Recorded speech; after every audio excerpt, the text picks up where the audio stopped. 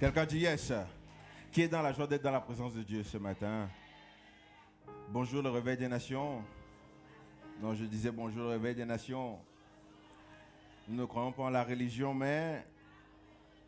J'ai dit que nous ne croyons pas en la religion, mais... Est-ce que tu as mal à la gorge? J'ai dit nous ne croyons pas en la religion, mais... Comment peux-tu prétendre aimer un Dieu que tu ne vois pas et tu n'aimes pas la personne assise à ta gauche ou à ta droite? Donc dis à la personne assise à ta gauche ou à ta droite, je t'aime de l'amour du Seigneur. Amen.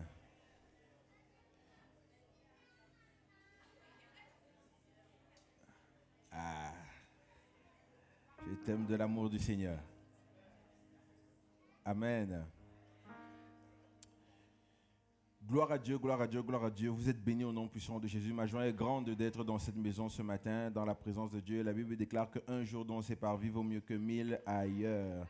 Le fait que tu sois dans les parvis du Seigneur, que tu as seulement pris la décision de venir dans la maison de Dieu, Dieu venait aussi vers toi. Vous savez, l'obéissance vaut mieux que le sacrifice. Le sacrifice, ça veut seulement dire quand tu obéis que ce n'est pas forcément facile. Le jour où tu as envie d'y aller, ce n'est pas le sacrifice. C'est quand tu n'as pas envie que ça devient l'obéissance.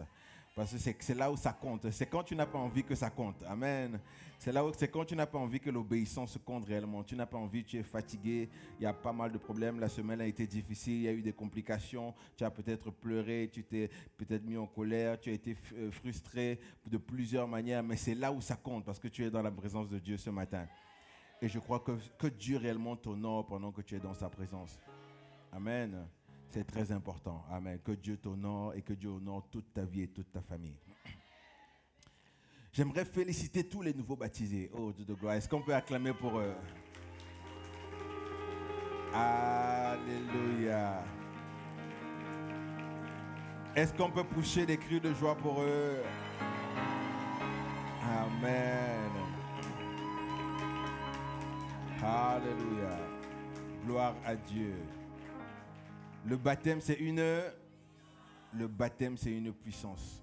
C'est une puissance, pourquoi? Parce que ce n'est pas quand tu te baptises qu'on te donne une dénomination. C'est une puissance parce que quand tu te baptises, tu reçois les révélations du ciel. Et c'est ça donc qui fait toute la différence. Donc je dis félicitations à tous les nouveaux baptisés et tous les futurs baptisés encore. Parce qu'il y a d'autres qui s'en viennent. Vous allez recevoir vos certificats incessamment sous peu. Mais je crois que Dieu vous honore au nom de Jésus. Vous savez, quand tu dis à quelqu'un que tu vas te baptiser, c'est là où on dirait que c'est là où il commence à te créer des problèmes. Tu dis à une personne, je vais me faire baptiser, il va dire que tu es rentré dans une secte. Mais comme je disais hier, encore une fois, si tu dis à quelqu'un que tu as acheté un livre de magie, il ne va rien te dire, il va me dire en tout cas, fais tes affaires. Comme on dit ici, fais bitéao, c'est ça?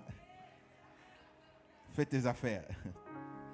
Mais quand tu lui dis que tu veux te baptiser, il va te dire pourquoi. Est-ce que tu es prêt? Est-ce que tu es sûr que c'est la bonne décision?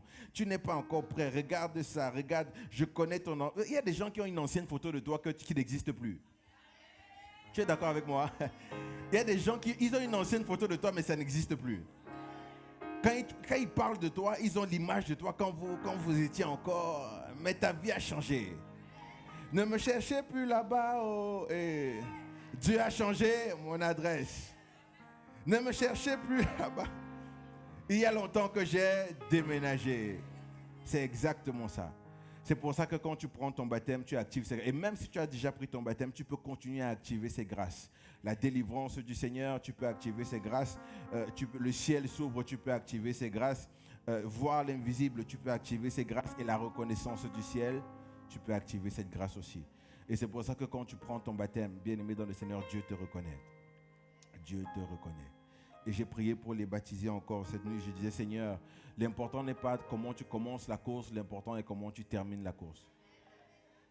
C'est pour ça que je vais prophétiser ce matin, parce que l'important n'est pas comment tu as débuté l'année, l'important est comment tu termines l'année. Et je suis convaincu, il y a quelque chose, quelqu'un me dit à l'oreille que tu vas bien terminer l'année. T'en amènes là un peu petit, t'en amènes là un peu... Quelqu'un me dit à l'oreillette que tu vas bien terminer l'année. Non, je dis quelqu'un est en train de me dire à l'oreille que tous les 6 premiers mois ne seront pas comme les 6 derniers mois. Non, je reçois à l'oreillette que les 6 premiers mois ne seront pas comme les 6 derniers mois. Les 6 derniers mois seront remplis du Saint-Esprit. Et Dieu va se glorifier. Amen. Alors, bien aimé dans le Seigneur, donc suite au baptême, c'est pour ça que mercredi, nous reprenons les études bibliques en présentiel. Nous avons quelques semaines avant de prendre une pause pour les vacances. Donc, mercredi 18h30, il est important que tu puisses venir être enseigné dans une nouvelle série qui s'intitule En route vers la liberté, parce que tu as besoin d'être libre. J'expliquais hier que tu peux être délivré sans être libre, mais tu ne peux pas être libre sans être délivré. Est-ce que tu m'as suivi? Tu peux être délivré sans être libre, mais tu ne peux pas être libre sans être délivré. C'est pour ça que tu as besoin de la délivrance. Vous savez, l'erreur que les chrétiens font, c'est que les gens pensent que Dieu te délivre pour t'amener à la liberté. Non, Dieu te délivre pour t'amener dans le désert, pour travailler ton caractère ensuite. Ah, pasteur, il ne fallait pas dire ça. Dieu te délivre pour t'amener dans le désert, pour travailler ton caractère. Et c'est le résultat de ton caractère qui t'amène dans la liberté. Donc en fait, il y a certaines personnes qui sont à l'église peut-être depuis plusieurs années, ils sont délivrés, mais ils ne sont pas encore libres. Pourquoi? Parce que la bénédiction, l'onction te fait entrer, mais c'est le caractère qui te fait rester. L'onction va te faire rentrer dans les grâces, mais le caractère va te faire rester là où tu es. L'onction va te donner les grâces, les bénédictions du ciel, mais c'est le caractère qui va te faire conserver les grâces du ciel. L'onction va te donner un nouveau travail, mais c'est ton caractère qui va te faire rester dans ce travail. L'onction va te donner un foyer, mais c'est le caractère qui va te rester. L'onction va te donner un mari, mais c'est le caractère. L'onction va te donner une femme, mais c'est le caractère qui va te laisser. L'onction va te faire construire, va te donner les grâces, va te faire avoir des bénédictions d'en haut, mais c'est le caractère. Dis à ton voisin, c'est le caractère. Si quelqu'un n'a pas dit, c'est parce qu'il est suspect, c'est parce que lui-même il sait que son caractère, c'est compliqué. Dis à ton voisin, ton caractère. Non, j'ai utilisé la mauvaise. Dis à ton voisin, mon caractère. Dis mon caractère. L'onction va te faire entrer, mais c'est le caractère qui va te faire rester. C'est pour ça que mercredi, j'enseigne. Mercredi 18h30, toute l'église est conviée pour l'enseignement. C'est important d'être enseigné parce que la foi vient parce que tu entends, mais la foi reste parce que tu as compris. Si tu ne comprends pas, la foi ne va pas rester. Tu as besoin de comprendre et d'être enseigné. La Bible déclare que mon peuple périt parce qu'il lui manque la connaissance. Il lui manque la connaissance. Et le problème qui se passe dans l'église postmoderne, c'est que les gens n'ont pas forcément de connaissance. Ils ne sont pas enseignés d'une certaine manière. C'est pour ça qu'ils recherchent toujours que l'onction. On veut l'onction, on veut la main de Dieu, on veut des choses. Mais il est important d'être enseigné.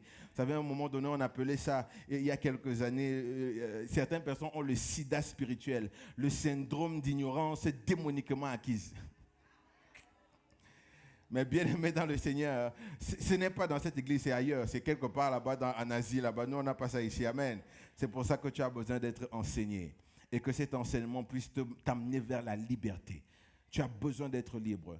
Il ne suffit pas de me dire combien d'années tu es croyant. Tu es croyant depuis 5 ans, 1 an, 10 ans, 20 ans. Bien aimé, c'est l'une des raisons pour laquelle parfois quelqu'un peut arriver à l'église depuis juste quelques semaines, depuis quelques mois, donner sa vie à Jésus depuis quelques semaines, quelques mois, et il arrive à la liberté parce que le caractère est disposé. Et certaines personnes, justement, qui se disent croyants depuis plusieurs années, n'ont jamais touché ou même goûté la liberté simplement parce qu'ils n'ont pas réussi le test du désert. Donc Dieu te délivre pas pour t'amener dans la liberté, Dieu te délivre pour t'amener dans le désert et c'est le résultat que tu as dans le désert qui t'amène à la liberté. Et malheureusement, personne ne peut tricher dans cet examen. Vous savez, beaucoup de personnes échouent dans l'examen de la vie parce qu'ils essaient de regarder à l'autre, ils essaient de regarder au voisin ou à la personne, de se comparer. Mais malheureusement, nous n'avons pas les mêmes questions.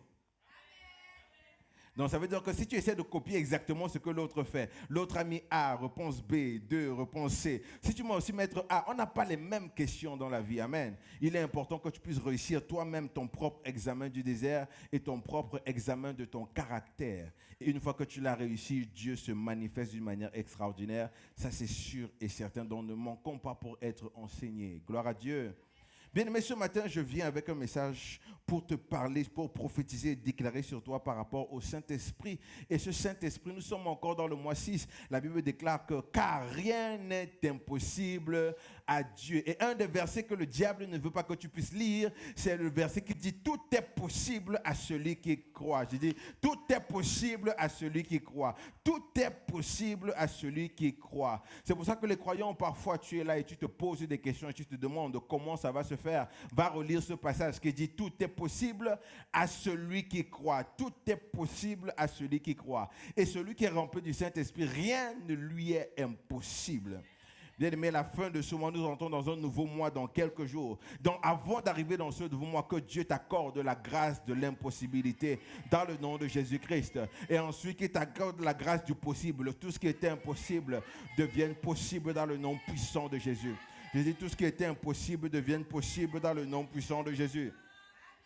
C'est important, c'est une matinée de déclaration parce que nous sommes à la fin du mois et le début d'un autre mois qui est en train d'arriver. Alors on a lu Actes bien-aimés, Actes des apôtres, Actes le chapitre 1, le verset 8 de la Bible déclare, mais vous recevrez une puissance, le Saint-Esprit survenant sur vous et vous serez mes témoins dans toute la Judée, la Samarie, jusqu'aux extrémités de la terre. Les extrémités de la terre, bien-aimés, ça veut dire que le monde donc t'appartient. Vous serez mes témoins. Le livre des Actes, donne-moi tes oreilles, sois concentré. Le livre des Actes a été écrit par la même personne qui a écrit le livre de Luc, mais le problème qui se passe, c'est que quand on a écrit les 4 évangiles parlent de la manière dont Jésus a vécu sur la terre, la manière dont Jésus a accompli sur la terre. Et Matthieu, Marc, Luc, Jean parlent pour différents auditoires. Et quand tu parles en fonction de ton auditoire, tu as un message différent. Quand tu parles aux nourrissons, tu ne vas pas parler de la même manière où tu parles aux enfants, tu ne parleras pas de la même manière que tu parles aux adolescents, tu ne vas pas parler de la même manière que tu parles aussi aux adultes, aux seniors. Il y a une manière de s'adresser aux gens au fur et à mesure. Et c'est exactement ce qui se passe dans Matthieu, Marc, Luc, Jean.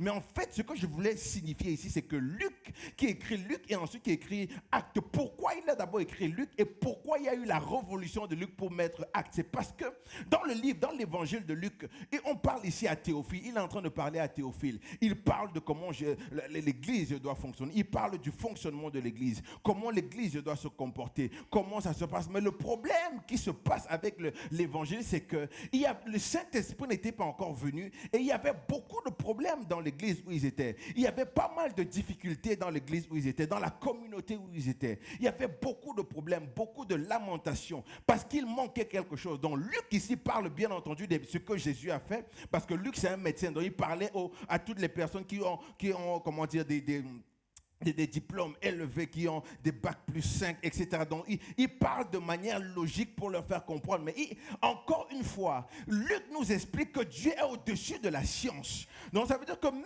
si tous les scientifiques peuvent se rassembler, la science ne peut pas contenir Dieu. Donc, Dieu est au-dessus de la science. Mais encore une fois, ça ne suffit pas seulement de comprendre que Dieu est au-dessus de la science. C'est pour ça que quand il parle à Théophile, Théophile se rend compte que dans ton message-là, c'est très bien, mais c'est très théorique. C'est très bien, mais tu es en train de nous dire il n'y a que quelques points qui manquent. C'est très bien ce que tu es en train de nous dire, mais il manque quelques éléments. Alors, ces éléments-là, c'est quoi? C'est ça qui pousse donc Luc à réécrire le livre des Actes, bien aimé, avec une révolution. Dieu de gloire. Et c'est comme ça alors que le livre des Actes a été écrit. Pourquoi? Parce qu'ils se sont rendus compte qu'il y avait un problème. Tu peux avoir la théorie, toute la connaissance du monde, mais quand il te manque quelque chose, toute ta connaissance, tu vas la garder pour toi-même. Je dis souvent à l'église qu'on ne se marie pas parce qu'on est belle, on n'a pas de diplôme, parce qu'on n'a pas un travail, parce qu'on a plein de diplômes. Parfois, il y a quelque chose dans la théorie qu'il faut que tu rajoutes. Ce que tu as plus quelque chose, ce que tu as plus quelque chose, ce que tu possèdes plus quelque chose, ce qu'il te reste plus quelque chose, ce que tu as plus pas ce qu'il te manque, ce que tu as plus quelque chose, ce qu'il te reste plus le Saint-Esprit, et ça donne la liberté. C'est l'une des raisons pour laquelle nous sommes dans un dimanche du Saint-Esprit. Parce que ce que tu as plus quelque chose va donner explosion. Il y aura une explosion de grâce. Ce que tu as plus quelque chose, ce que tu as plus quelque chose, ce qu'il te reste plus quelque chose, ce que tu as plus quelque chose. Quand je parle de ce que tu as, je parle de tes qualités et de tes défauts, dont les deux font toi. Ce que tu as plus quelque chose, tes qualités plus le Saint-Esprit, tes défauts plus le Saint-Esprit, parce que tes imperfections font partie du plan de Dieu. Je disais que tes imperfections font partie du plan de Dieu. C'est l'une des raisons pour laquelle tu ne peux pas juger quelqu'un sur la base de ses imperfections. Pourquoi? Parce que ces imperfections font partie du plan de Dieu. Si Dieu a permis qu'elle ait ces imperfections, parce que Dieu sait qu'il y a quelqu'un qui va venir à côté pour combler cela, et ils iront de gloire en gloire. Donc, acte dont est venu de ce pas. Où Théophile dit, il manque quelque chose. Et dans Actes, on ne comprend pas comment 12 personnes, comment 12 simples personnes, 12 disciples ont été capables de révolutionner tout l'Empire romain, tout l'Empire, seulement à cause de quelque chose qu'ils ont rajouté à leur sauce. Une recette, il y a un ingrédient qu'ils ont rajouté à leur sauce. Le Saint-Esprit, ils ont bouleversé toutes les nations. Dieu m'envoie dire à un enfant de Dieu ce matin que si tu rajoutes simplement le Saint-Esprit à ta sauce, l'ingrédient qui s'appelle le Saint-Esprit, tu vas bouleverser à ton travail, tu vas bouleverser la Guadeloupe, tu vas bouleverser. Hey, je parle à quelqu'un. Il y a un bouleversement qui se prépare quand tu le fais. Quelqu'un dit yes. Quelqu'un dit yes plus fort. Quelqu'un dit yes plus fort. Le Saint-Esprit qui opère dans ta vie, c'est ça qui fait la différence avec tout ce qui se passe. Donc ce qu'il te reste plus le... Prêche avec moi, prêche avec moi. J'ai dit ce qui te reste plus le... Ce qui te reste plus le Saint-Esprit, le peu qui te reste. Vous m'avez souvent entendu dire que la bénédiction de Dieu n'est pas dans ce que tu as perdu. La bénédiction de Dieu est dans ce qu'il te reste. Dans ce qu'il te reste, plus le Saint-Esprit, ça crée l'explosion. Donc, bien aimé dans le Seigneur, quand tu vas rentrer à la maison, le peu de farine qui te reste, c'est exactement ce que Dieu va utiliser. Parce qu'il y a une histoire dans la Bible où un homme de Dieu était en train de passer. Il lui restait seulement un peu d'huile et un peu de farine. Mais parce qu'il y avait l'Esprit de Dieu, un peu d'huile et un peu de farine ont rempli toute la maison. Toute une maison. Oh, man, de l'ekatchelebozouplakata. Vous savez ce que j'aime avec cette histoire, c'est qu'en fait, tellement ça a rempli la maison que cette dame était obligée d'aller prendre les vases chez la voisine. Prendre les vases de la voisine, venir remplir. Bien aimé, il y a une saison dans la deuxième moitié de l'année où Dieu m'envoie te dire que tu vas prendre les vases chez tes voisins. Parce que ce que Dieu prépare pour toi est tellement vaste. Ton amen ne ressemble pas à ce que je viens de dire. Je dis qu'il y a une saison dans ta vie où tu vas demander à ta voisine, donne-moi des verres, donne-moi des bouteilles. Parce que Dieu, ce que Dieu est en train de me donner, c'est tellement grand que je ne peux pas avec ce que j'ai. Et c'est ça qui se passe dans la deuxième partie de l'année. Dans la deuxième partie de l'année, Dieu se manifeste d'une manière extraordinaire, d'une manière excessive. Et c'est comme ça que même dans le livre des Actes, Paul aussi a donné sa vie à Jésus là. Parce que quand tu regardes par exemple dans tous les voyages missionnaires de Paul, Paul se rend compte qu'en fait, il rencontre Jésus en Actes le chapitre 9, parce que Paul c'était quelqu'un qui était déjà un religieux. Mais quand il rencontre Jésus à Actes le chapitre 9, il se rend compte que le christianisme n'est pas l'extension du judaïsme. Le christianisme n'est pas l'extension de tous les ismes. Le christianisme n'est pas l'extension de tous les ismes qu'on connaît. Il se rend compte que le christianisme, c'est une révolution, c'est un changement de mentalité, c'est quelque chose qu'on ne peut pas expliquer. Il se rend compte que le christianisme, ce n'est pas l'homme qui fait des choses pour se rapprocher de Dieu, c'est Dieu qui fait tout pour se rapprocher de l'homme. C'est exactement pourquoi nous prions ici, parce que peu importe ce que tu fais, ça ne peut pas faire en sorte que Dieu se lève, mais Dieu décide de se lever vers toi parce qu'il veut venir vers toi. C'est pour ça que dans tous les voyages missionnaires que Paul a fait, c'est ça qu'il comprenait. Même lors de son deuxième voyage ou de son troisième voyage où il y avait Luc, Clément, il y avait Barthélemy et toutes ces personnes, où il les enseignait de la parole de Dieu, ils se sont rendus compte qu'il y a quelque chose de fort qui est en train de se passer, quelque chose d'extraordinaire qui est en train de se passer, quelque chose que tu ne peux pas comprendre. C'est pour ça que quand tu as la révélation de qui est Jésus, de qui est Christ, il y a quelque chose qui change en toi. Il y a quelque chose qui change en toi. Parce que tu ne te mets pas seulement par rapport à la connaissance de ce que tout le monde te dit, ou encore la connaissance de ce que les gens te disent. Il y a tellement de religions aujourd'hui. Il y a tellement, tout le monde cherche la spiritualité. La spiritualité africaine, spiritualité de ça. Mais la plus grande culture, c'est la culture céleste du royaume. Tu n'as pas besoin de chercher aucune spiritualité quelconque. La plus grande spiritualité, c'est quand le Saint-Esprit rentre dans ton cœur et tu commences à marcher. Toi, plus le Saint-Esprit, ça crée l'explosion. Et c'est donc ça qui fait la différence. C'est pour ça que personne ne te mente, bien-aimé, que personne ne te mente. Ce n'est pas l'Occident qui nous a ramené l'évangile. Ça, c'est faux. Ce n'est pas l'Occident qui nous a ramené l'évangile. Acte le chapitre 9, l'entrée de l'évangile en Afrique. Acte le chapitre 16, l'entrée de l'évangile en Europe. Donc, en fait, dans Acte le chapitre 9, l'évangile est entré en Afrique avant d'entrer en Europe. Ça veut dire que quand quelqu'un te dit que, oh, les colons sont venus donner, c'est faux. On avait déjà Jésus. On priait déjà. Les malades guérissaient déjà.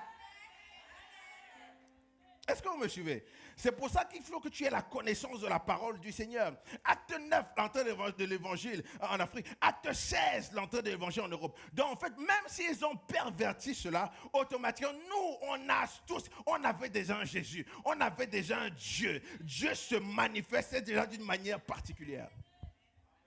C'est pour ça que, bien aimé dans le Seigneur, tu n'as pas besoin de toutes les spiritualités que tu entends. Tout ce que tu as besoin, tout ce dont tu as besoin, c'est que le Saint-Esprit descende sur toi. Tout ce dont tu as besoin, c'est quoi? Que le Saint-Esprit descende. Touche ton voisin, dis le Saint-Esprit doit descendre sur ta vie. Dis le Saint-Esprit, le Saint-Esprit. Le Saint-Esprit doit descendre sur ta vie. Et c'est donc ça qui est important.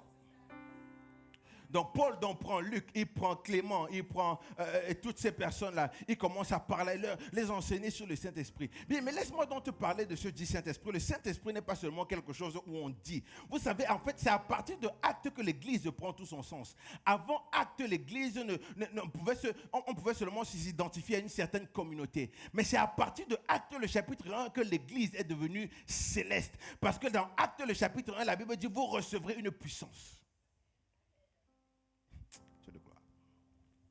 Donc, peu importe ce qu'il faisait avant, ce n'était pas forcément, c'est pas que ce n'était pas bon, mais il manquait quelque chose. L'Église prend tout son sens dans Actes le chapitre 1, où la Bible dit, vous recevrez une puissance, le Saint-Esprit survenant sur vous. Et il y a quelque chose qui se passe. Laisse-moi te parler de ce Saint-Esprit. Bien, mais quand le Saint-Esprit est descendu, j'ai dit dimanche passé que le G3 est devenu le G4. Ce n'est plus Dieu le Père, Dieu le Fils, Dieu le Saint-Esprit. C'est Dieu le Père, Dieu le Fils, Dieu le Saint-Esprit et l'homme qui croit. Donc ça veut dire que tu fais partie du conseil de Dieu. Je disais dimanche passé que quand tu as le Saint-Esprit en toi, quand tu crois, tu prends des décisions qu'il faut. Le Saint-Esprit est cette personne-là qui te donne l'opportunité, l'autorité de commander sur la terre. Tu peux commander ce que tu dois commander. Le G3 est devenu le G4. Tu fais partie de la force divine. Le diable va essayer de te culpabiliser. Il va te dire que tu ne peux pas à cause de tes péchés. Tu ne peux pas dire à cause parce que tu pêches beaucoup. Tu ne peux pas parler parce que tu as un péché mignon. Tu ne peux pas parler parce que tu as un lourd passé. Bien, mais Dieu ne te juge pas sur la base de tes actes. Il t'aime même si tes actes ne sont pas encore là. Dieu t'aime même si tes actes ne sont pas encore là. Je disais encore que pendant le jour de son baptême, à 30 ans, Jésus part se faire baptiser. Dieu le félicite alors qu'il n'a rien fait. Dieu dit, celui-ci est mon fils bien-aimé en qui j'ai mis toute mon affection. Jésus n'avait même pas chassé un démon. Il n'avait pas graissé. Il n'avait encore rien fait. Mais Dieu l'a félicité. Bien-aimé, tu as seulement besoin d'avoir le Saint-Esprit dans ta vie. Parce que Dieu sait que tu ne peux pas être parfait. Dieu sait que tu ne peux pas atteindre la perfection. Mais Dieu veut que tu fasses seulement l'effort. Le diable va souvent te culpabiliser parce qu'il dit que tu vois, tu es encore tombé. Tu vois, tu es encore tombé. Tu n'es pas digne de parler. Tu vois, tu es encore tombé. Tu n'es pas digne de prier. Tu vois, tu es encore tombé. Tu vois, tu as encore ce péché. Tu n'es pas digne d'aller là. Tu vois, tu n'es pas digne de. Tu vois, tu es encore insulté. Tu n'es pas du tout. Bien-aimé dans le Seigneur, peu importe les défauts et les combats que tu vis, le Saint-Esprit est ton rempart. Étant ton rempart, tu as le pouvoir de faire ce que tu dois faire. Bien-aimé, c'est tellement un message puissant quand je parle du Saint-Esprit. Parce que c'est la seule chose que l'humanité peut avoir. La seule chose que quand un chrétien a le Saint-Esprit, il peut tout faire. Quand un chrétien a le Saint-Esprit, il peut tout accomplir. Quand un croyant a le Saint-Esprit, il peut tout exploser. Quand un croyant a le Saint-Esprit, aucune porte ne le résiste. Quand un croyant a le Saint-Esprit, tout se manifeste. Oh Dieu de gloire. Je prie que le Saint-Esprit puisse se déverser dans cette salle. Je dis que ce matin, je prie que le Saint-Esprit se déverse dans cette salle. Dans le nom puissant de Jésus. Toi qui es en train de m'écouter, que le Saint-Esprit te touche. C'est exactement ça. Bien, mais laissez-moi vous en parler de ce Saint-Esprit. Le Saint-Esprit n'est pas un vent. Je suis désolé. Le Saint-Esprit n'est pas seulement une période. Je suis désolé. Le Saint-Esprit n'est pas seulement une vague. Le Saint-Esprit n'est pas seulement une brise. Le Saint-Esprit n'est pas seulement un ouragan. Le Saint-Esprit n'est pas seulement, bien aimé, un cyclone. Le Saint-Esprit n'est pas seulement de passage. Le Saint-Esprit est Dieu. Et quand le Saint-Esprit habite en toi, tu as la plénitude de Dieu en toi. Le Saint-Esprit, c'est la seule chose qui te donne toute la gloire, la grâce de Dieu sur la terre. Oh, le Saint-Esprit te donne la révélation, le réma de Dieu. Le Saint-Esprit te donne tout ce qui est caché. La Bible déclare que la gloire de Dieu, c'est de cacher les choses. La gloire des rois, c'est de sonder les choses. Le Saint-Esprit, c'est celui qui te donne la grâce de sonder ce que Dieu veut. Et tu parles, la plénitude de Dieu. Oh, la Bible dit que Dieu a créé l'homme de peu inférieur à lui, mais il l'a bloqué un peu d'une manière parce que connaissant l'homme comme je connais l'homme, il va demander à avoir tout ce que Dieu a. Mais quand tu as le Saint-Esprit, tu as la plénitude dans le 90% qui est bloqué. Le Saint-Esprit te donne le 90% qui manque de Dieu. Il te donne le 90% de ce qu'il manque de Dieu. Tu as besoin d'avoir ce Saint-Esprit en toi. Tu as besoin que le Saint-Esprit vienne dans ta vie. Tu as besoin que le Saint-Esprit bouleverse ta vie. Tu as besoin que le Saint-Esprit vienne mettre, il vient tout bousculer dans ta vie. Oh, Dieu de gloire. J'ai souvent l'habitude de dire que si l'Esprit de Dieu s'il n'a pas encore tout dérangé dans ta vie, c'est qu'il n'est pas encore arrivé. Parce que bien aimé dans le Seigneur, une chose que je connais avec ce Saint-Esprit, c'est que quand il arrive, il met la pagaille. Est-ce que tu es là, tu me suis? Quand le Saint-Esprit bien-aimé arrive, c'est comme si tu as monté un château. Vous savez, les châteaux avec les verres. Le Saint-Esprit, il vient, il casse d'abord tout. Il met la pagaille. Tu ne contrôles plus rien. Tu ne contrôles plus. Les oppressions sont là. Tu ne contrôles pas ta santé. Tu ne contrôles pas les proches. Tu ne contrôles pas les trahisons. Bien, mais il y a comme un désordre qui se passe autour de toi. Mais la vérité, c'est que c'est toi qui vois le désordre. Dieu, lui, voit le nettoyage. Toi... Oh, Dieu de gloire. Toi, tu vois le désordre, mais Dieu lui voit le nettoyage. Quand le Saint-Esprit vient dans ta vie, il vient tout bousculer. Je viens changer maintenant ta mentalité. Je change ta mentalité. Pourquoi? Maintenant, quand tu vois que tout va mal dans ta vie, ne dis pas seulement que le diable est venu. Quand tu vois que tout commence à aller mal dans ta vie, tu dis, oh Saint-Esprit, qu'est-ce que tu veux me montrer? Je ne sais pas que est-ce que je parle à un croyant du réveil des nations? Est-ce que je parle à un croyant du réveil des nations? Donc, à la place de dire, oh, le diable est venu te mettre la pagaille, dis, Saint-Esprit, qu'est-ce que tu es venu faire? Parce que quand le Saint-Esprit arrive dans ta vie bien-aimée, parfois il y a beaucoup des amitiés, tout se gâte. Il y a beaucoup de choses qui se gâtent. Au travail, ça commence à se gâter.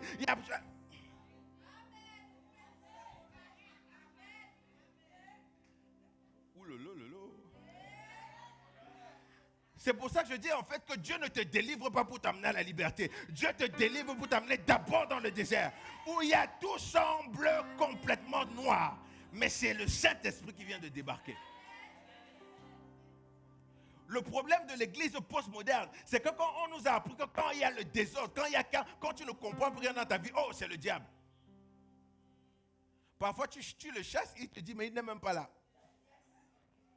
Parfois, il est là, il est quelque part, il sent le feu. Il a le feu. Ah, le feu. Il dit, mais qui m'envoie le feu? Quand il regarde, il est en train de dire, mais je ne suis même pas là. Tu me chasses, pourquoi je ne suis pas là?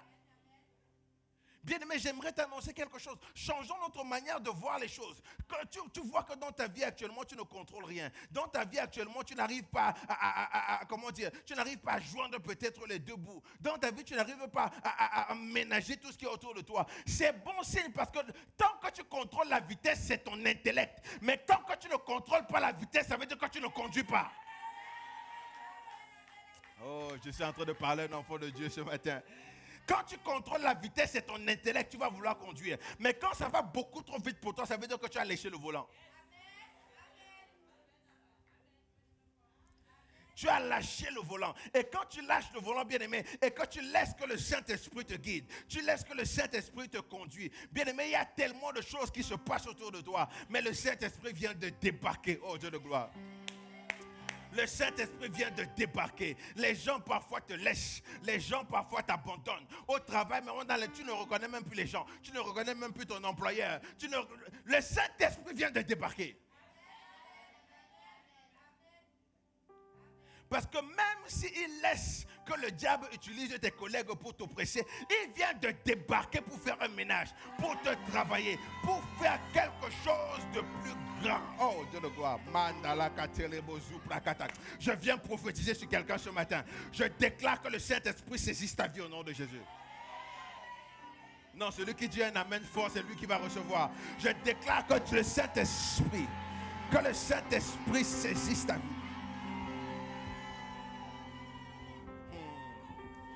Qu'il saisisse ta vie au nom puissant de Jésus-Christ.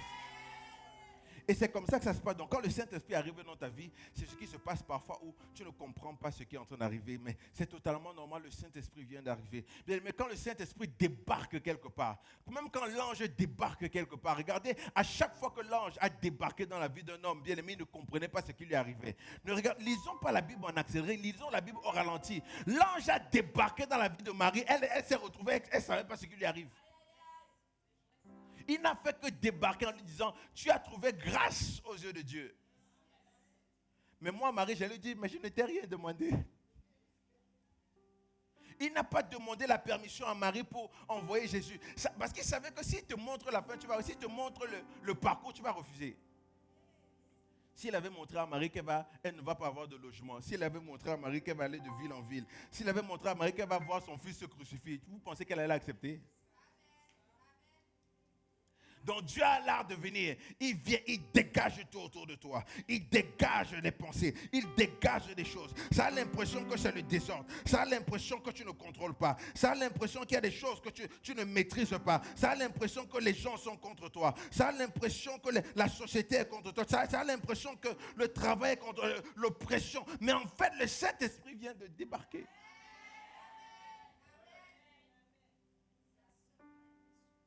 Bien-aimé dans le Seigneur, Dieu te délivre pour t'amener dans le désert. Oh Dieu de quoi? Ça a l'air bizarre quand je dis ça parce que c'est pas tous les jours qu'on entend ça. Dieu te délivre d'abord pour le désert et c'est le résultat du désert qui t'amène à la liberté.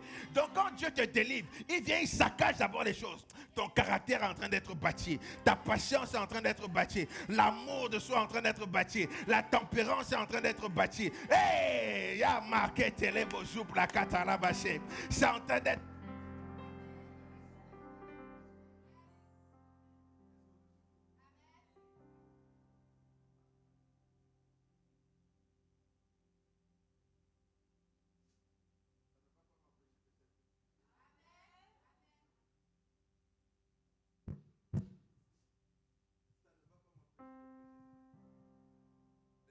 C'est un menteur. Je disais que le diable c'est un menteur. Le diable c'est un menteur. J'étais en train de dire que le diable c'est un menteur. Bien-aimé dans le Seigneur, quand il vient de débarquer, il saccage les choses. Il travaille d'abord ton caractère. Il travaille des choses que tu ne pourrais même pas penser, des choses que tu ne pourrais même pas imaginer. Il vient saccager. C'est pour ça que le Saint-Esprit, bien-aimé dans le Seigneur, quand il arrive et il fait quelque chose, tu es dans une sorte de désert. Maintenant, ce que vous pouvez comprendre, c'est que même quand Jésus a reçu l'Esprit de Dieu, ce n'était pas pour la liberté. Jésus reçoit l'Esprit de Dieu pour le désert.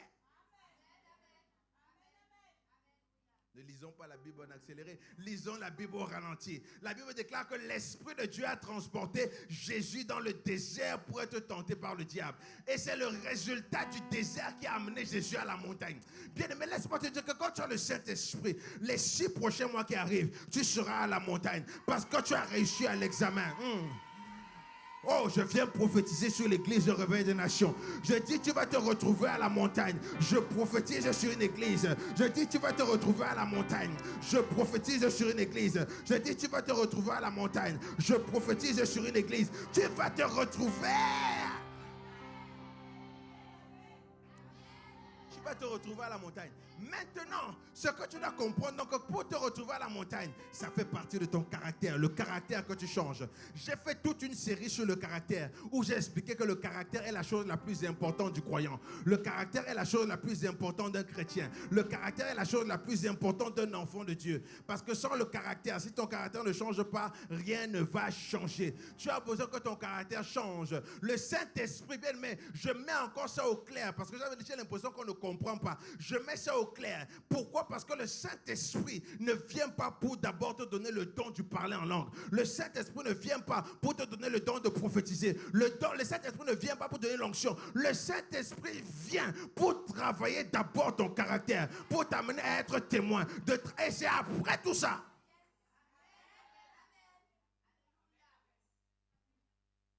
C'est après tout cela. Et c'est ce qu'on appelle dans le fruit de l'esprit. Bien-aimé, quand le Saint-Esprit vient dans ta vie, il y a quelque chose, le fruit de l'esprit, ça change. Les choses changent. Quelque chose change en toi. Je reviens dessus parce qu'on est en train de négliger cet aspect. Bien-aimé, ne mets pas l'aspect sur les déclarations prophétiques que plus que sur le caractère que tu as. Simplement parce que le Saint-Esprit veut t'utiliser. Mais il faut que tu aies le bon caractère. Dans les 6 mois qui arrivent, les 6 mois qui restent, bien aimé, fais l'effort de changer. Les 6 mois qui restent, permets au Saint-Esprit de changer un peu ta vie. Les 6 mois qui restent, permets au Saint-Esprit de changer ton univers. Les 6 mois qui restent, permets au Saint-Esprit de changer quelque chose. Les 6 mois qui restent, permets au Saint-Esprit de changer quelque chose en toi. Les 6 mois qui restent, permets au Saint-Esprit, je dis les 6 mois qui restent, permets au Saint-Esprit de changer quelque chose dans ta vie. Le jour où Jésus a vu l'Esprit descendre sur lui comme une colombe, la Bible ne déclare pas qu'il a parlé en langue. La Bible déclare qu'il est allé témoigner Christ. Il a commencé le ministère. Il est allé servir. Le Saint-Esprit vient pour que tu ailles servir. Pour que tu ailles servir, que tes compétences servent les autres. Tu dois servir ton voisin, servir ta voisine, servir ta famille, servir ton frère et soeur. Et c'est après ton service, bien-aimé, que tu rentres dans la liberté.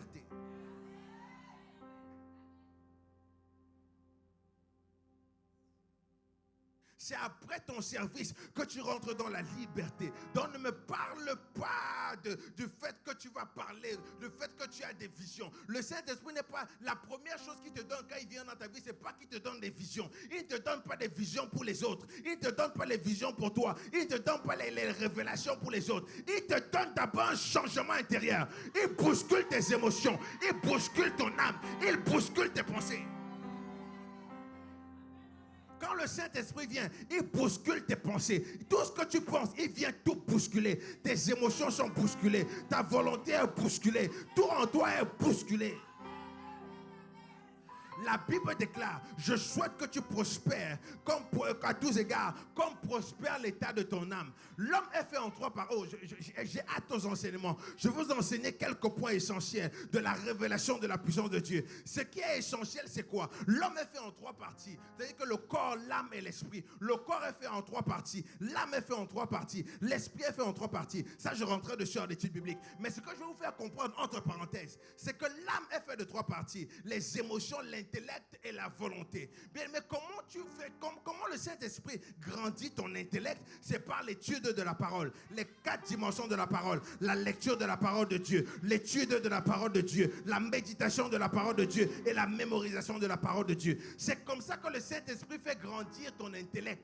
Donc pour faire grandir ton intellect, tu as besoin des 4 dimensions de la parole de Dieu. Je répète, la lecture de la parole de Dieu, l'étude de la parole de Dieu, la méditation de la parole de Dieu et la mémorisation de la parole de Dieu. Maintenant, le Saint-Esprit veut maintenant troubler aussi tes émotions. Il veut changer tes émotions. Parce qu'on fait tout par émotion. On aime par émotion, on tue par émotion, on achète par émotion, on déteste par émotion, on fait tout par émotion. Donc le Saint-Esprit, il saccage tes émotions par le fruit de l'Esprit pour te rendre plus patient. Il te met des émotions pour te rendre plus tempérant. Il te met des émotions pour que ta patience soit... Le Saint-Esprit travaille tes émotions. Il te met les épreuves. Pour la Bible déclare les épreuves de la vie. Oh, Dieu met les épreuves et ça ramène à la patience. Et la patience est là pour parfaire le plan de Dieu.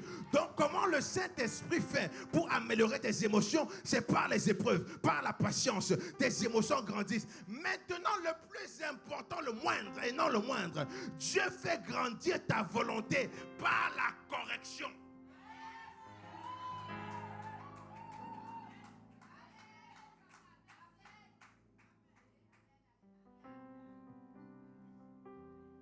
La manière dont Dieu fait grandir ta volonté, c'est par la correction. Dieu fait grandir ta volonté, c'est par la correction. Comment? Parce que tu as une volonté, mais Dieu te dit pas ta volonté, mais ma volonté. Pas ce que toi tu veux, mais ce que moi je veux. Dieu te dit, c'est pas forcément ce que tu veux, mais ce que lui, il veut.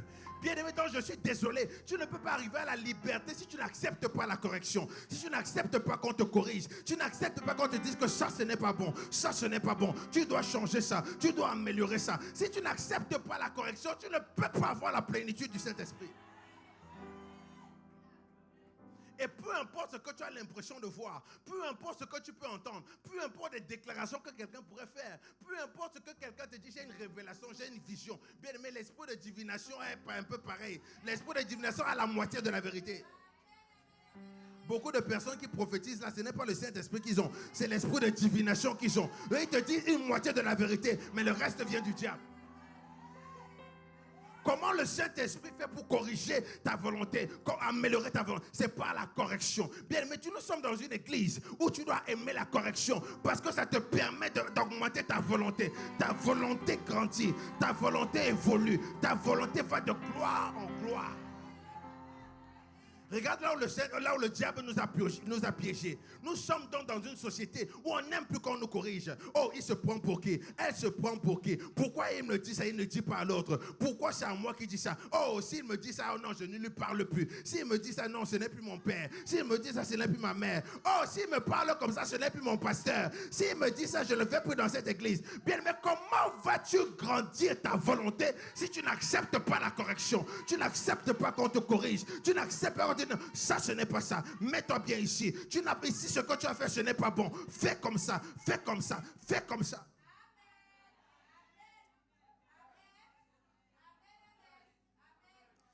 Et ça, c'est pas ce qu'on voit souvent. C'est pas ce qu'on nous enseigne aujourd'hui dans l'église postmoderne, où les gens veulent seulement recevoir. Mais bien aimé, tu reçois par l'onction, mais c'est le caractère qui va te faire garder. Et qui parle de caractère, parle donc de volonté. Et qui parle de volonté, parle donc de correction pour te mettre. Et c'est exactement ce que Dieu dit. Dieu aime bien, mais qui aime bien châtie bien. Mais le problème qui se passe, c'est que le châtiment, on le met seulement dans le terme négatif. On dit que non, il me châtie, non, il me martèle. Non, la correction de Dieu t'amènera toujours plus loin.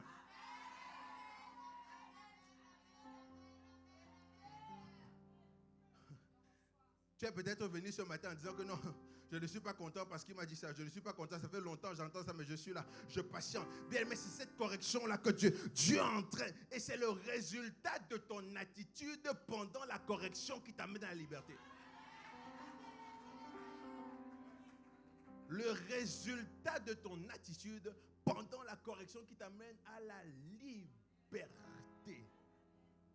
Bien, et c'est exactement ça que je vais enseigner à l'étude biblique pour vous faire comprendre que, et tant que tu n'acceptes pas la correction, Dieu est capable de te laisser là, de te faire un enfant et toi de te tuer, d'utiliser ton enfant. Laisse-moi, on rentre dans les profondeurs de la parole du Seigneur. Qu'est-ce que Dieu a fait avec le peuple d'Israël? Pourquoi? Parce qu'ils n'ont pas voulu accepter la correction. Dieu a dit, bon, toutes les personnes qui n'acceptent pas la correction, ok, faites-moi des enfants. Tous les enfants sont rentrés dans la terre promise, mais Dieu a tué toutes les autres personnes qui ne voulaient pas la correction. Donc Dieu leur a dit, comme vous ne voulez pas être corrigés, vous restez là, je m'en vais avec votre progéniture. Ceux qui n'ont pas accepté la correction sont morts dans le désert. Mais c'est les enfants qui sont entrés. Oh Dieu de gloire. Ne permets pas que Dieu te laisse et il rentre avec les autres. Dieu ne doit pas te laisser quand même. Après autant de prières, autant de jeûnes, autant de choses que tu as... Quand même. Hey, quand même. Et je prêche ça, pourquoi? Parce que nous sommes dans ce genre de société. Donc. Nous sommes dans ce genre de société que n'importe quoi qu'on te dit pour te corriger, ça veut dire que la personne est contre toi. Non, il est contre moi. Non, il ne m'aime pas du tout. Il ne m'aime pas, il est contre moi, il ne m'accepte pas. N'importe quoi qu'on va te dire, toi, dans ton cœur, tu vas dire que c'est vrai que j'avais déjà remarqué que, vous savez, quand tu as l'amertume dans le cœur, tu vas remarquer tout ce qui va mal. Donc. Et peu importe ce qu'on va te dire, bien, mais tu vas voir que c'est mauvais. Parfois, quand tu n'acceptes pas la correction, quelqu'un fait seulement passer. Peut-être il est dans ses pensées. Il passe seulement, il te regarde. Il te regarde, il passe. Tu as dit, la manière dont il me regarde là, je sens qu'il est en train d'envoyer quelque chose sur moi.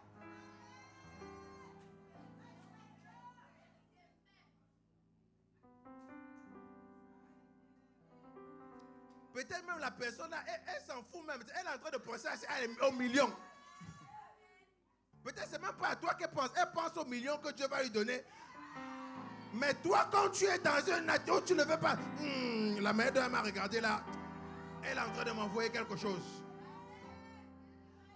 Je sens qu'elle est contre moi.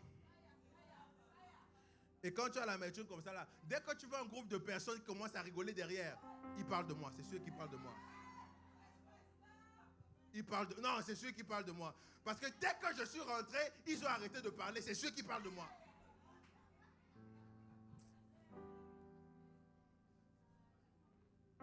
Parce que dans le cœur, tu n'acceptes pas forcément la correction. Quand tu acceptes la correction du Seigneur et que tu sais que quelqu'un parle de quoi, ça change en quoi sur toi. Quelqu'un dit sur quoi, ça change de quoi sur toi. Quelqu'un dit que ça change quoi sur toi. Ça change quoi sur toi. Ça glisse bien, mais ça glisse sur moi comme ça, là, ça passe. Ça glisse. Ça glisse comme ça, là, ça passe.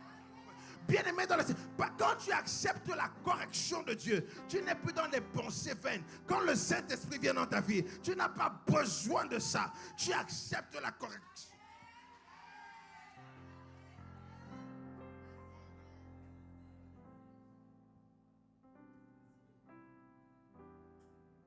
Il y a plusieurs personnes. Le jour où tu lui dis que tu t'assois, aujourd'hui je te mets sur discipline, ça veut dire que c'est le jour là où mon service finit à l'église. Parce que tu n'acceptes pas la correction. Et comment vas-tu faire grandir ta volonté? Retiens toujours quelque chose que je dis à l'église, c'est que le jour dans ta vie où tu marches et que personne ne peut te dire le contraire, personne ne peut te remonter les bretelles, tu fonces dans un mur. Si un jour dans ta vie, tu arrives au stade où personne ne peut te remonter les bretelles, ça veut dire que tu fonces dans un mur. Clairement, sois certain que tu fonces dans un mur. Parce que tu peux voir tout le monde autour de toi, mais tu ne peux pas te voir. Tu peux voir les chaises, tu peux voir le baffle, tu peux voir le projecteur, tu peux voir. Mais regarde ton dos pour voir.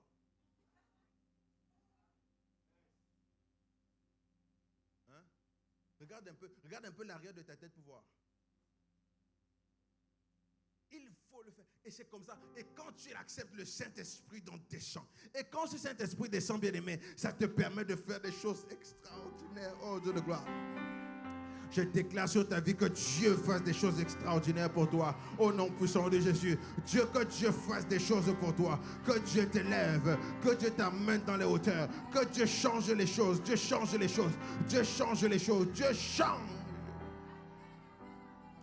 Dieu change les choses. Et quand le Saint-Esprit vient dans ta vie, donc, tu commences à attirer, tu deviens l'aimant, tu attires maintenant des choses. Tu attires certaines choses. Et moi, ce que je vais activer dans les prochaines semaines, dans les prochains mois, quand le Saint-Esprit vient dans ta vie, tu attires les bonnes personnes. Tu attires les bonnes personnes. Tu attires les bonnes personnes. Tu attires les bonnes portes vers toi. Il y a des bonnes portes que tu attires vers toi. C'est exactement de quoi il s'agit. Quand le Saint-Esprit vient dans ta vie, tu attires des bonnes portes. Il y a des portes que tu commences à attirer. Tu attires des bonnes portes. Il y a des portes que tu attires. Ça vient vers toi, ça a des roulettes. Ça vient vers toi, ça vient. Il y a des portes, ça vient. Il y a des portes qui viennent vers toi. Tu actives cela. Tu attires cela vers toi. Ça vient vers toi. Bien, mais je prie que le Saint-Esprit descende dans ta vie. Que tu puisses attirer des portes ce matin.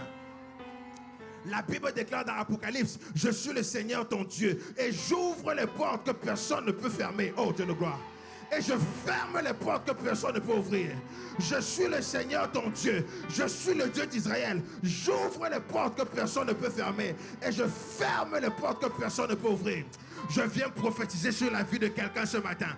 Pendant que tu reçois le Saint-Esprit, que Dieu ouvre les portes que personne ne peut fermer. Et qu'il ferme les portes que personne ne peut... Non, j'ai l'impression que tu n'entends pas la prophétie.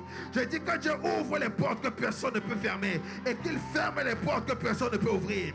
Parce que tu as le Saint-Esprit. Que Dieu ouvre les portes que personne ne peut fermer et il ferme les portes. J'étais en train de prophétiser à l'église de Réveil des Nations Guadeloupe. Que Dieu ouvre les portes que personne ne peut fermer. Que Dieu ferme les portes que personne ne peut ouvrir. Que Dieu ouvre les portes. Qu'il ouvre les portes que personne ne peut fermer. Et qu'il ferme Les 6 prochains mois qui arrivent, je prie que Dieu ouvre les portes dans ta vie. Les 6 prochains mois qui arrivent, Dieu ouvre les portes dans ta vie. Les 6 prochains mois qui arrivent, Dieu ouvre les portes que personne ne peut fermer et il ferme les portes que personne ne peut ouvrir. Dieu ouvre les portes que personne ne peut fermer et il ferme ce que personne ne peut. Quelqu'un dit yes. Quelqu'un dit hey. Quelqu'un dit hey. Quelqu'un dit hey, hey. Dis hey, hey. Que Dieu ouvre les portes que personne ne peut fermer et qu'il ferme. Dis-moi ça à un voisin. Dis à un voisin, Dieu ouvre les portes que personne ne peut fermer. Aïe, aïe, aïe, aïe, aïe, aïe, aïe. Dieu ouvre les portes que personne ne peut. Dis encore au voisin, Dieu ferme les portes que personne ne peut ouvrir.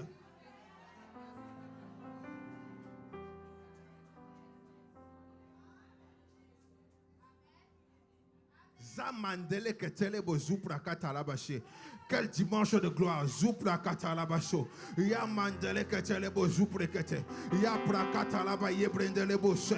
Ya prakatete. Ye brandalaba ye brokoto. Ya makatalabashe. Ye prakatalaba ya. Ya brokoto loboshe. Ye brendele bo zukata. Ya prakatalabashe kete. Ye prakatalabacho. Ze brendele bo zukete bo sha. Ya prakatalabashe. Ye prakatalabashe kete. Ya prakatata. Ye brondolo bo sha. Hey, Saint-Esprit, merci pour ta présence.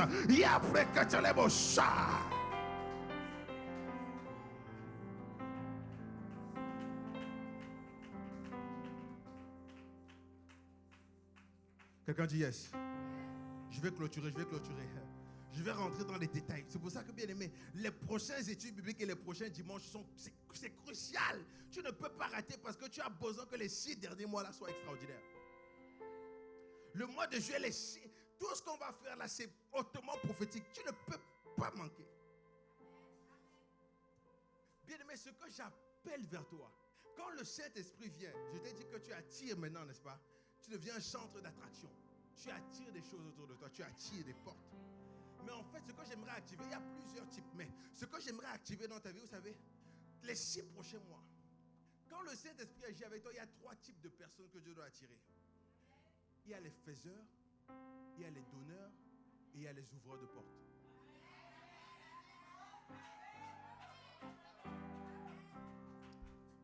Trois types de personnes que Dieu doit faire dans les 6 prochains mois.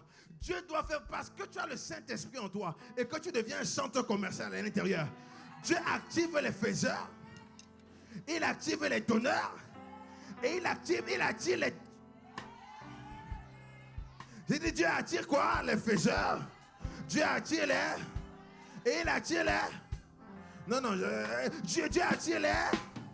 Il attire les... Et il attire les... Dieu attire vers toi les faiseurs, les donneurs,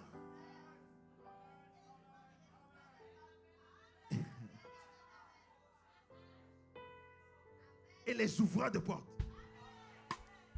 Alors, je vais seulement parler de ça entre parenthèses parce que, bien aimé, le message est long, il est profond. Je rentrerai dans les doses dans les prochaines semaines.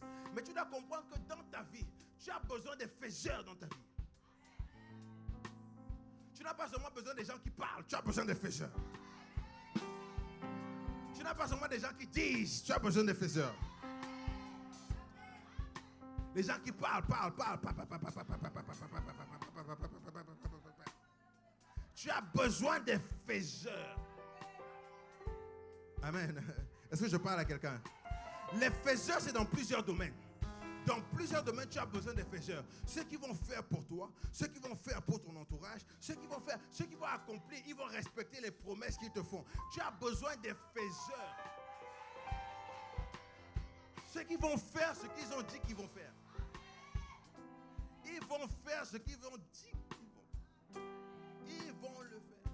Tu n'as pas besoin des parleurs. Oh. Je vais te marier bientôt. On va se marier. Mon frère, ça fait 5 ans. C'est la maîtrise que tu cherches. C'est un BTS que tu cherches. Je vais te donner. Tu attends quoi? Tu as besoin des faiseurs. Ceux qui font, ceux qui n'ont pas besoin de maîtrise pour faire pour toi. Amen, amen. Ça me fait souvent rire. Ou je vais te... Après tu dis, quand tu poses la question, pourquoi tu ne le fais pas? Il dit non, je t'étudie encore, je t'étudie. Amen. Si c'est le doctorat que tu veux, va chercher ça quelque part loin. C'est pas ici que tu vas trouver ton doctorat. Mais tu as besoin des faiseurs, ceux qui vont faire pour toi. Maintenant, tu as besoin des donneurs. Tu as besoin de ceux qui vont donner. Tu as besoin des donneurs. Parce que la provision que Dieu est en train de donner là, ce n'est pas une provision qui tombe du ciel, c'est des gens qui donnent. Les 6 mois qui restent, tu as besoin des donneurs, ceux qui te donnent. Et vous savez, les donneurs le font même quand tu ne demandes pas.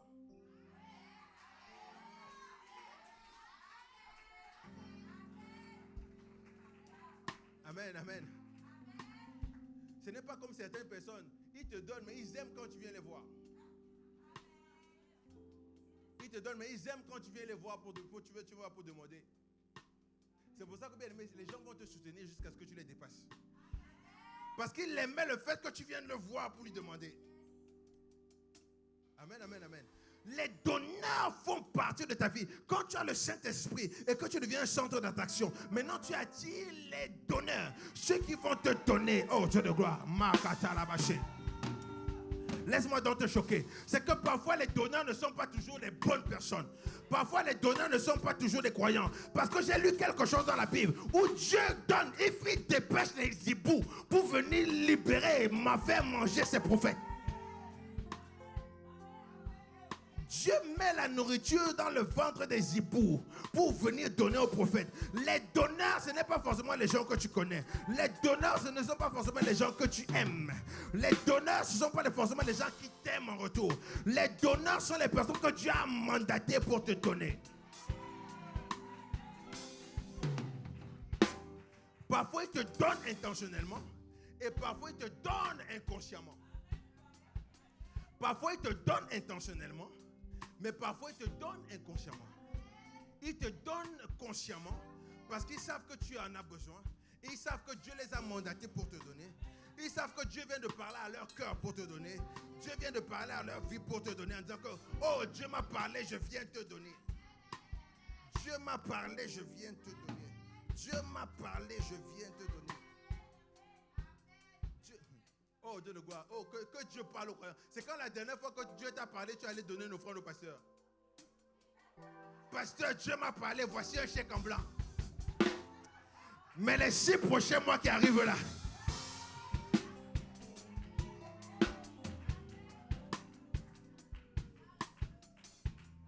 je suis une bonne terre. N'importe qui sème dans ma vie va recevoir au milluple. Pas au centuple, au milluple. Les 6 prochains mois qui arrivent. Maintenant, il y a des gens qui donnent consciemment parce qu'ils sont conscients de ce qu'ils sont en train de faire. Mais il y a certains qui te donnent inconsciemment. Ils ne sont pas conscients. C'est comme ça qu'une histoire dans la Bible où le roi demande à un homme, il dit, qu'est-ce qu'on peut faire pour un homme que le roi peut bénir? Qu'est-ce qu'on peut faire pour quelqu'un que le roi veut bénir? Pensant que c'est lui, il commence à dire, oh, il faut qu'on passe dans toutes les radios. On passe à RCI, on passe à France 2, on passe à TV5. On doit passer à Radio-Canada, à Guadeloupe première, Martinique première, pour annoncer la venue de cette personne. On doit recouvrir cette personne d'or. On doit lui donner tout ce dont elle a besoin. On doit lui donner... La personne est en train de dire les grandeurs, ne sachant pas qu'on est en train de faire ça pour quelqu'un.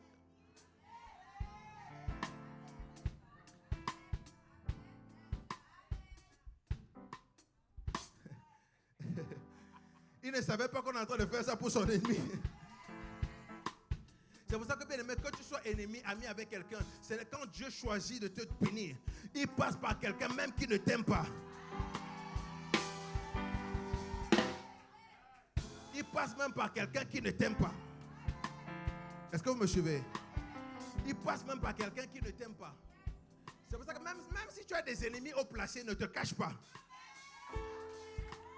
Parce que le jour où ils pensent que la promotion c'est pour eux, Dieu ne fait que bifurquer ça pour toi.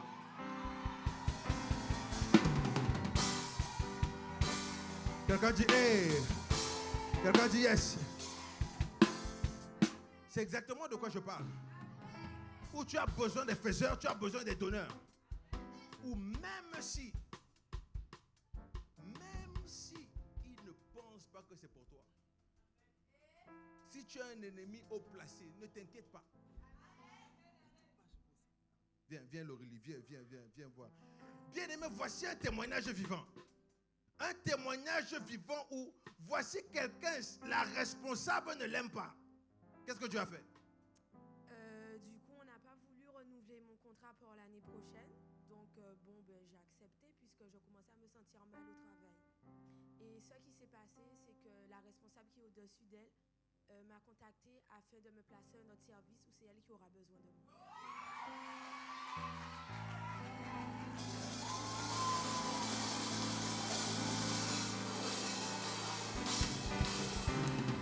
Tu as besoin des faiseurs, tu as besoin des donneurs. Cette onction est disponible dans la salle. Je libère les donneurs sur ta vie au nom de Jésus.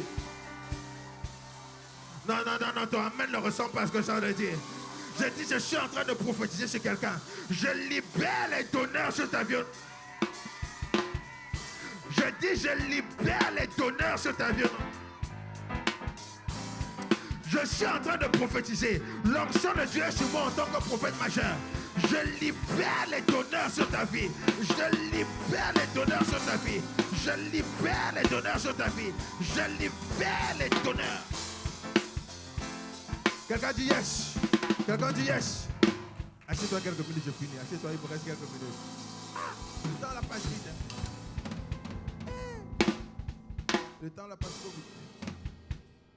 Elle a même été gentille. La vérité, c'est quoi encore une fois? C'est que non seulement c'est la responsable qui ne voulait pas. Elle a dit que toi, tant que je suis là, tu ne vas pas monter parce que tu t'en vas.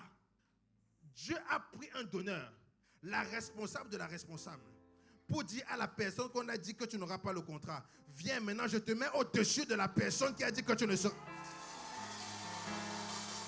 Bien aimé, tu as besoin de faiseurs, tu as besoin de donneurs.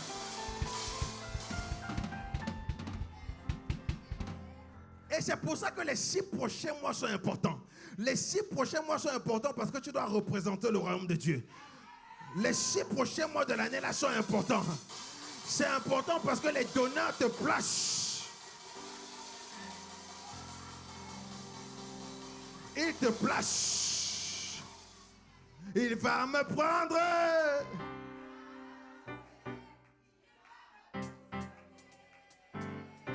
Hey, il va.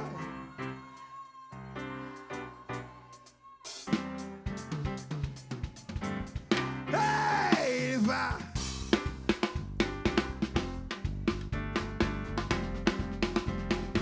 Qu'est-ce qu'il va faire?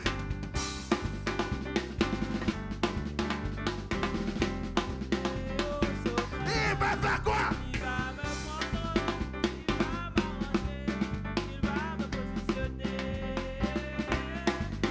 Il va me prendre, il va m'arranger, il va me positionner au sommet. Bien aimé dans le Seigneur, je termine. Tu as besoin d'air. Tu as besoin d'air. Et tu as besoin d'air. Tu as besoin d'air. Tu as besoin d'air. Et tu as besoin d'air. Bien aimé, je vais entrer dans les détails. Tu as besoin des faiseurs, des donneurs et des ouvreurs de portes. Ceux maintenant qui vont t'ouvrir la porte. Ceux qui vont ouvrir la porte. Alors, voilà un peu ce que j'aimerais expliquer. Je vais rentrer dans les détails de ça par rapport aux ouvreurs de portes. Parce qu'il y a plusieurs types de portes. Je suis en train de clôturer, je termine.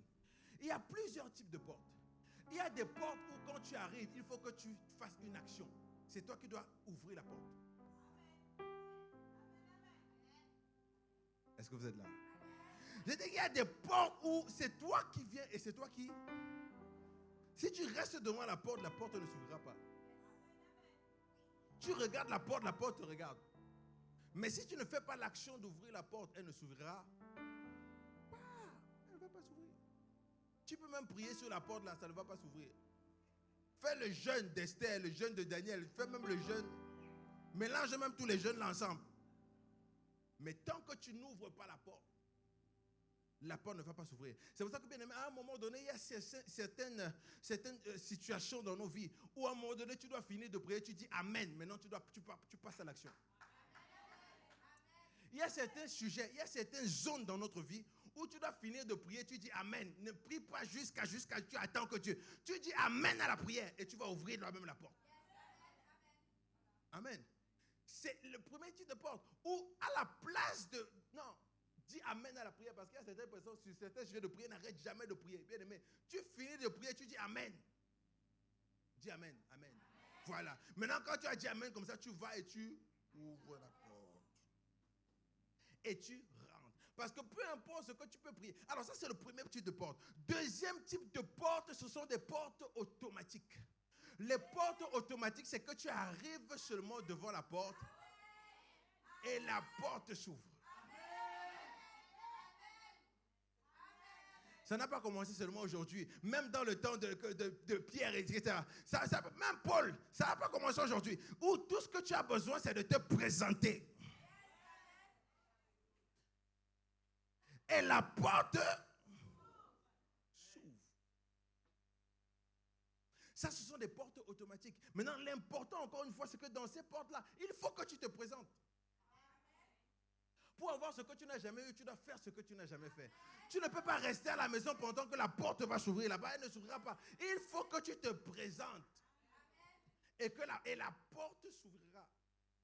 Combien de dans le Seigneur, même dans l'église postmoderne, il y a certaines choses que tu ne peux pas faire à la maison. Il faut que tu te présentes à l'église. Parce qu'il y a l'échelle de Jacob où les anges montent et descendent dans ce lieu. Dieu est peut-être partout, mais Dieu a des lieux de rendez-vous. Ça, donc, maintenant, il y a un type de porte où ce sont des portes automatiques. Viens Fabrice, viens. Ce sont des portes où quand vous allez par exemple à Destreland, vous allez voir qu'il y a des portes qui s'ouvrent et ça se fait. Il y a un timing. Vas-y, tu peux te mettre ici. Il y a un timing pour la porte. Donc le timing pour la porte, c'est que tu fermes et tu ouvres. Tu fermes et tu ouvres.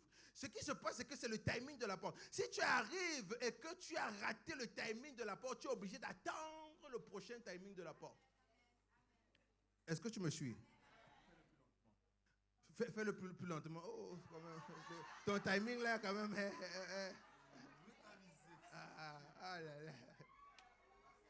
Quand tu arrives quelque part, automatiquement c'est compliqué. Pourquoi? Parce que si tu rates le timing de la porte elle reste là et tu es obligé d'attendre le prochain timing. C'est pour ça que tu as besoin du Saint-Esprit. Parce que c'est le Saint-Esprit qui te donne le timing exact de quand la porte s'ouvre et quand tu dois entrer dans la porte. C'est pour ça que le Saint-Esprit est important. Parce que maintenant, si tu rates le premier timing, là, le timing, on parle de quelques secondes. Mais quand tu rates parfois le timing, parce que tu n'as pas le Saint-Esprit, automatiquement, tu peux attendre parfois des jours, parfois des semaines, parfois des mois et même des années. Pourquoi? Parce que tu as raté le timing de la porte. Et si tu veux quand même forcer, bien aimé, la porte se bloque. Si tu vas essayer un peu d'aller, cette porte automatique, automatiquement, et tu essayes d'entrer, tu as raté le timing, mais tu veux forcer la porte est bloquée. Ça cale, ça ne rentre plus. Prie même sur la porte. Tu ouvres au nom de Jésus. Tu vas t'ouvrir au nom de Jésus. Fire.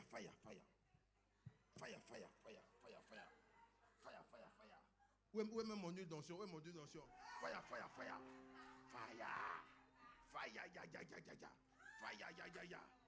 Je mets le sang de Jésus. Le sang de l'agneau. Tu as raté le timing de la porte. C'est pour ça que, bien aimé, les 6 prochains mois qui arrivent, tu as besoin que le Saint-Esprit puisse t'instruire afin que tu ne rates pas le timing. Ou que quand tu vois le timing arriver, tu vois le timing arriver, tu rentres dans la porte. Je viens prier pour quelqu'un. Que le Saint-Esprit te donne le bon timing au nom de Jésus. Que le Saint-Esprit te donne le bon timing au nom de Jésus. Il te donne le bon timing au nom de Jésus. Tu vas rentrer dans la porte de Dieu. Tu vas rentrer dedans. Tu vas te manifester. Tu rentres. Je dis, tu as le bon timing. Tu rentres dans.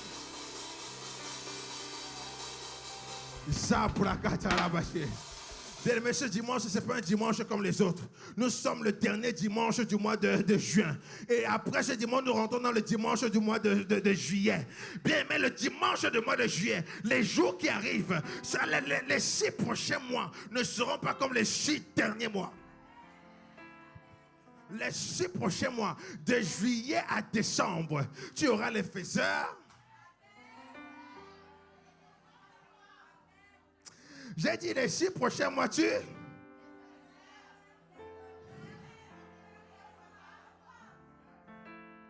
J'ai dit les 6 prochains mois, tu auras...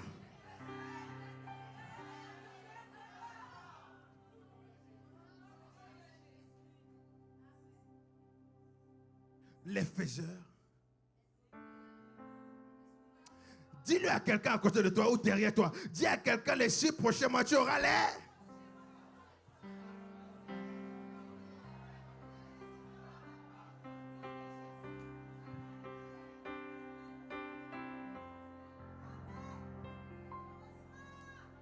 les faiseurs, les donneurs et les ouvreurs de porte. Alors, bien-aimés dans le Seigneur, dans les prochaines semaines, même pendant la prière, on va prier pour les portes, mais on va prier même pour les personnes derrière la porte, parce que parfois maintenant, quand tu regardes, il y a des gens derrière la porte. Et la Bible déclare qu'il y a des portes devant moi, mais les ennemis sont nombreux. Donc quand tu guettes sur la porte là, les ennemis sont nombreux. Mais il y a des prières que tu fais pour que, peu importe, même si tu attends là-bas, ils ne pourront rien te faire. Et c'est sur ça que nous allons prier, même que ce soit les prochaines semaines, on va prier dessus pour que Dieu réellement se manifeste. Et comme tu as le Saint-Esprit en toi, tu as les faiseurs, les donneurs et les ouvreurs de porte. Mais n'oublie pas, là on est à la fin de la prédication, n'oublie pas que ce qui te donne la liberté, c'est le résultat de ton caractère, le résultat du désert. Le résultat de ce qui nourrit ton intellect. Oui, le résultat de ce qui nourrit ton intellect, c'est l'étude de la parole de Dieu. Le résultat de ce qui nourrit tes émotions, ta patience face aux épreuves et le fruit de l'esprit. Le résultat de ce qui nourrit ta volonté, la correction. La correction. Ce qui nourrit ton esprit, ce qui nourrit ta volonté, la correction.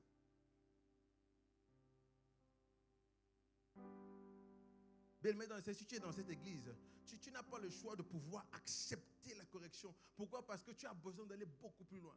Et peu importe ce que je te dis, ce n'est que pour ton bien.